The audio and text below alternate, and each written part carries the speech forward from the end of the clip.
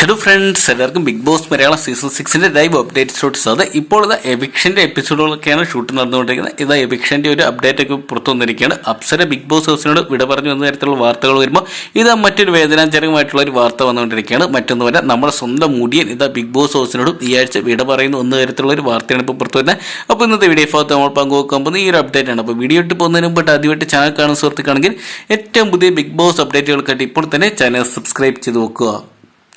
പ്രവചനാതീതമായിട്ടുള്ള ഒരു വോട്ടിംഗ് ഒക്കെയാണ് നമ്മൾ കണ്ടുകൊണ്ടിരുന്നത്. എന്തൊക്കെയുള്ള ഏറ്റവും അവസാന സ്ഥാനങ്ങളിൽ എത്തിയ മത്സരാർത്ഥികളായിരുന്നു. ഒന്ന് അപ്സര, അതോടൊപ്പം ഒന്ന് നമ്മുടെ സ്വന്തം ഋഷിയും. ശ്രീതുമായിട്ട് നേരിയ ഡിഫറൻസും നിലനിന്നിരുന്ന ഋഷി ഇപ്പോഴത്തെ ബിഗ് ബോസ് ഹൗസിനോട് വിട പറയുന്ന ഒരു വാർത്തകളൊക്കെയാണ് പുറത്തു വന്നുകൊണ്ടിരിക്കുന്നത്.